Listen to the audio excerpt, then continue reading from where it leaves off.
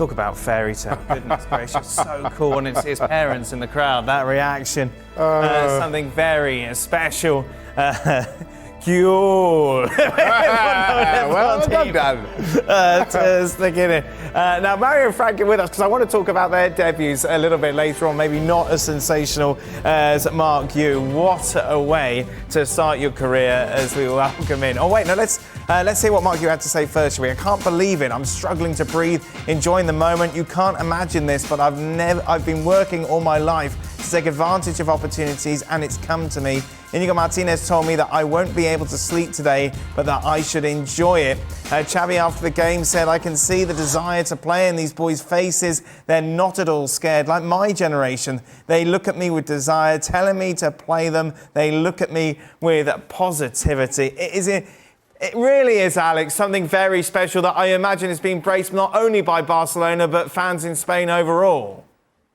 Oh, it's fantastic. Is there anything better in football than a kid coming off the bench for his debut, scores the first time he gets the ball to give his team the win? It's just incredible. There are so many aspects to this that I love. We saw the footage there, as you said, of his family going absolutely crazy, celebrating the goal in the crowd. Oh, such is the excitement of Marc Guiu. Alex, we just lost you there. Let's see. We might have you back. You were getting excited about the crowd. Here. His family loving it and going crazy in the crowd. I was saying João Cancelo, telling him he's got to take the whole team out for McDonald's to celebrate afterwards. And you got the fact that his Instagram account went from 40,000 followers to 640,000 followers in the space of a few minutes, as people found out, like, who is this kid, and wanted to find out more about him. It's absolutely brilliant. But there's also a bigger point, of course, and the bigger point is that this says, and in fact, Guiu said this afterwards, La Masia, the Barca Academy, is working.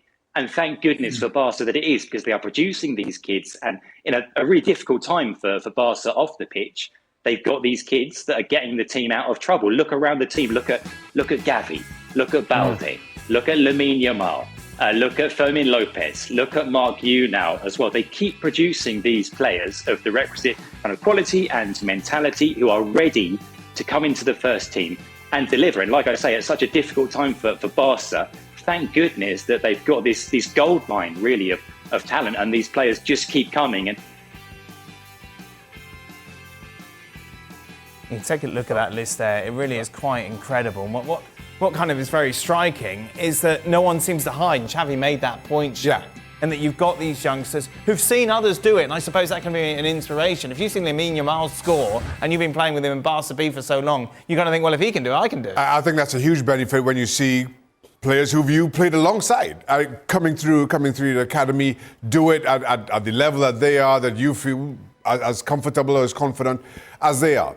I had a manager, Alan Podge, who always spoke about the naivety of youth. And I think that's kind of what Xavi is hinting at.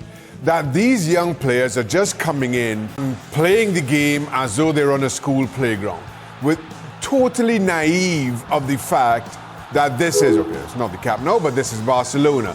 And this is in the, 82nd minute, and it's still 0-0. And you have an opportunity to score past Spain's number one to win the game. All of that is totally lost on a 17-year-old.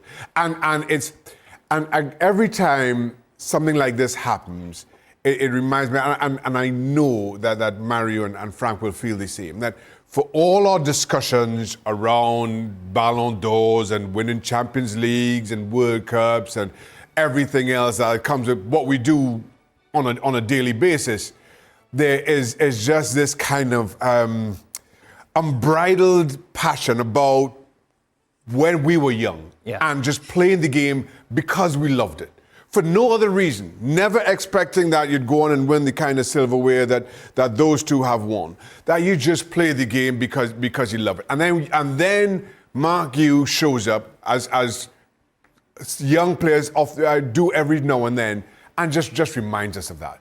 And it's so good to see on the level of this is Barcelona and you've won 3 points, but just on a level of this is it brings out the kid in all of us. And to accentuate that, Alex, we obviously saw the reaction from his parents in the stand as well. Yeah, just I mean, can you imagine? Can you imagine watching your son go out there and perform like that and deliver like that? It just must be the most special moment for the family. And looking at Marc Guiu being interviewed after the match as well. I mean, he's a kid. Of course he is. This is a kid who, it's not just that he hasn't played for the Barca first team before. He's barely played for the B team. He's been playing for the under-team side mostly. And seeing him interviewed on Spanish TV afterwards, he just did look like a delighted big kid. It was funny. He was stood there alongside David Villa, actually on Spanish TV, one of the greatest Spanish strikers ever. And he was saying that, David Villa was his idol and he couldn't believe that he was stood there next to him.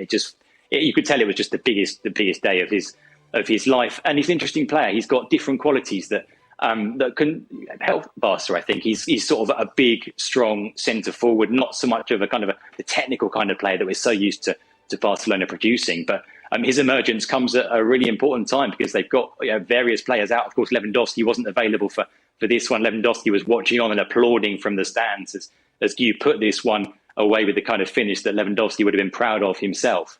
And yeah, like I say, he comes along at just the right time.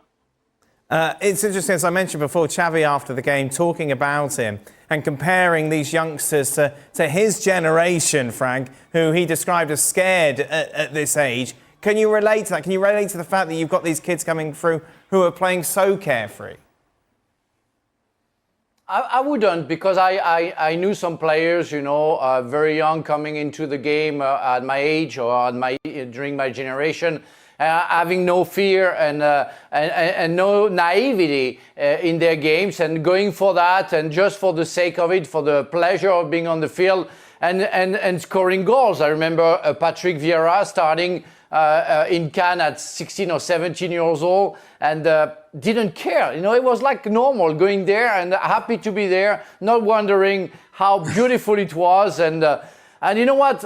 When I saw that just now, I almost went in tears because you know what? The emotion that I saw with the parents is absolutely crazy. As Shaka said, it's exactly what we went through. The first game that we played, or the first goal that we scored, or maybe the first save that Shaka made, it's just for your parents you do that, because you know that they have sacrificed many things for you, that you take risks to become a football player, and there you on the field and you get the people crazy, and your parents get in tears, and you know what they feel and the pride that they have on you.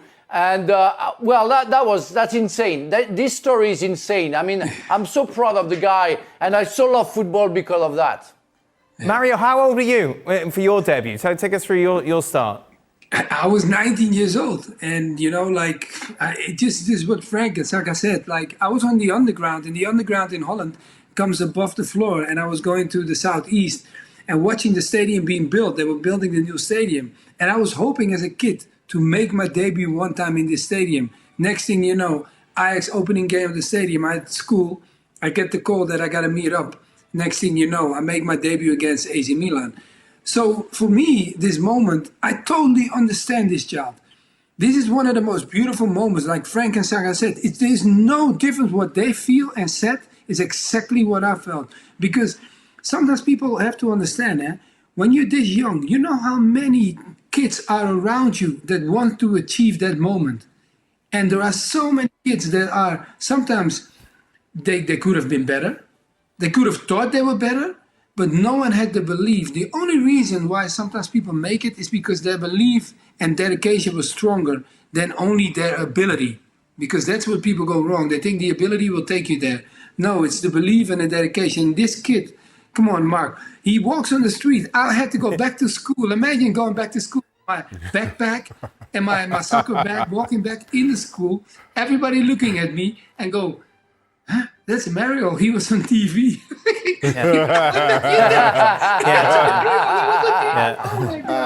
could have at least changed out of your kit, Mario. They're 19 in front of 50,000 people. Imagine that, screaming your name. It's the most beautiful moment of my life. What was it like for you, Shaq? Like, you're a little bit older, weren't you? I was a bit older. I graduated university. But it's got to be more pressure on a goalkeeper in your debut because so much is on you. I was retelling this story to my son just this morning, just on the back of talking about Marc Guiu. Reading were away to West Brom, who were top of the second division, what is now League One. Ozzy Ardiles was in charge of West Brom. I had no idea I was going to play. No idea at all. And all of a sudden, in the pre-game talk in the hotel as you go for pre-match, Marc Guiu names me, and I had no idea. I hadn't signed a pro contract at this point. Right. I still hadn't signed a pro contract, pro terms with Reading, and he calls my name, and I did not know how to react. I was totally stunned. Well, as you do, How long before kickoff would this have been? A couple hours. Okay. So this should have been pre-match, as I say. So this probably would have been 12:30, right. 1 o'clock thereabouts. And then the game passes in a blue, in a total blue. We lose, I think, 3-0 or something like that. So, but at that point, and again, while I'm a little bit older, while it's a few divisions down. The game finishes and you've realized one of your boyhood dreams. Yeah. I never thought as a young kid growing up in Trinidad and Tobago that anybody I would ever play professional football. And all of a sudden I played one game and I was in total disbelief. Did it get easier from then? I'm not sure that it ever did. Right. I think with time comes a change in expectation. Time and experience makes us all a little bit, cynical. And in that, now all of a sudden we start talking about money and you start having, we want to win silverware. And there are other things that you're now kind of setting your sights at accomplishing. But the mere fact that you play a professional game, you don't, that doesn't change.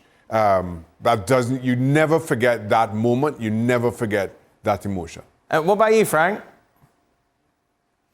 Well, yeah, I was playing for Laval, and we were going away at Nice. And like Shaka, 3 hours before, the coach said, "Frank, you're going to play at the back."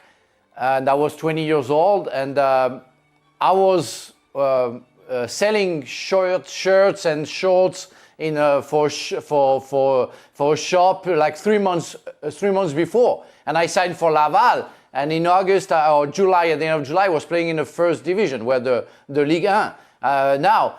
And you play in Nice, full crowd. And before the game, I needed a strapping in my ankle, and the physio made it too tight. But I didn't want to complain, didn't want to say anything. Except that after 25 minutes, I wasn't feeling my foot anymore. Excuses. So I had an awful first half, and the coach put me out and subbed me, and he said, "What's wrong with you?" I said, "Well, I don't feel my right foot." And he said, "Why you didn't say anything?" I said, "Well, you don't want to say anything. The physio did the job, and maybe that was the right way to do it, but I couldn't. It was unbearable for me." And he was yelling at the physio, he was yelling at me, but he forgave me. I don't know if he forgave the physio, but we lost 1-0, I think, and that was my first experience. But as Shaka, we lost, but what the hell? And I don't want to use a metaphor, but when the first time is good, you want to do it again.